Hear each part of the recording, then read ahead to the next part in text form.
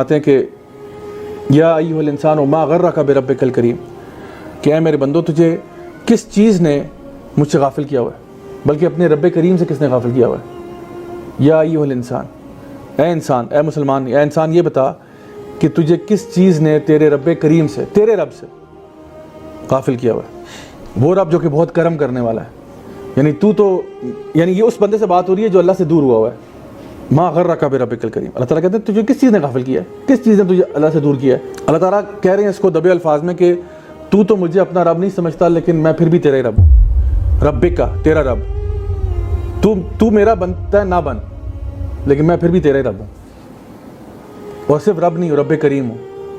تو مجھ سے دور جا رہا ہے، میں پھر بھی تجھ پہ کرم کر رہا ہوں۔ تو بتا تو صحیح وہ کیا چیز ہے جو تیرے میرے بیچ میں آئی ہوئی ہے، وہ کیا ہے؟ وہ کوئی گناہ ہے ایسا جو تجھے اتنا پسند ہے کہ تیرے رب سے تجھے دور کر رہا ہے؟ وہ کوئی حرام ریلیشن شپس ہیں جو تجھے اللہ سے دور کر رہے ہیں؟ آخر پتہ تو چلے وہ کیا چیز ہے، آخر وہ کون سی اسپیشل چیز ہے جو تیرے اور تیرے رب کے بیچ میں آئی ہوئی ہے، جو تجھے تیرے رب سے جڑنے نہیں دے رہی۔ پتہ تو چلے، تو بتا تو صحیح وہ ہے کیا چیز، اللہ کو بتا تو صحیح، بات تو کر اللہ سے، وہ کیا چیز ہے جو تجھے اللہ سے زیادہ عزیز ہو گئی ہے۔ سبحان اللہ، آپ دیکھیں اس آیت کے اندر کتنا دکھ بھی ہے اور اس میں کتنی محبت بھی بھری ہوئی ہے۔ اللہ تعالیٰ کہہ رہے ہیں میں پھر بھی تیرا رب ہوں، تو آگے کہاں جائے گا، تو نے آنا میرے پاس ہی ہے۔ اللہ کے سوا ہمارا ہے کون؟ دنیا میں نا سارے رشتے ٹوٹ سکتے ہیں، ماں باپ بھی ٹوٹ سکتے ہیں، بہن بھائی بھی ٹوٹ سکتے ہیں، بچے بھی بھاگ سکتے ہیں، اللہ ادھر ہی ہے۔ اگر آپ کو یہ فیل ہونا کہ بھئی اللہ مجھ سے دور ہو گیا، تو یاد رکھیں اللہ دور نہیں ہوا، ہم دور ہوئے ہیں۔ اللہ ادھر ہی ہے جہاں تھا، اول سے آخر تک جہاں اللہ ہے ادھر ہی ہے۔ اللہ تو اس انتظار میں، اس گھڑی کے انتظار میں بیٹھا ہوتا ہے کہ کب میرا بندہ جو ہے وہ توبہ کرے اور واپس میری طرف آئے، تاکہ میں اس کو معاف کر دوں، اس کے سارے گناہ معاف کروں، اس کو جنت میں بھیج دوں۔ ابن القیم رحمہ اللہ فرماتے ہیں کہ کچھ گناہ ایسے ہوتے ہیں جو انسان کو جنت اور فردوس میں پہنچا دیتے ہیں۔ یعنی انسان گناہ کر کے اتنی ندامت محسوس کرتا ہے کہ اللہ تعالیٰ کہتا ہے یہ میرا ولی ہو گیا۔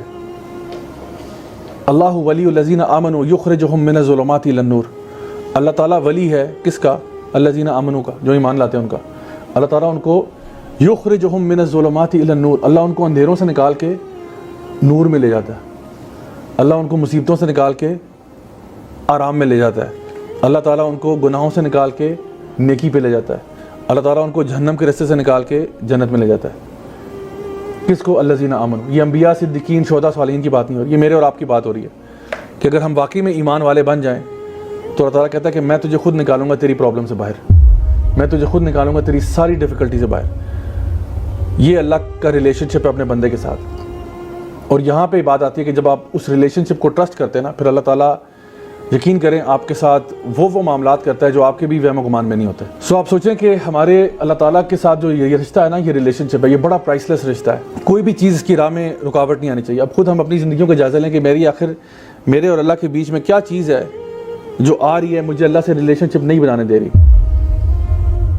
دین کی بات پھیلانا صدقہ جاریہ ہے، ثواب کی نیت سے ویڈیو کو شیئر ضرور کیجیے۔ جزاک اللہ۔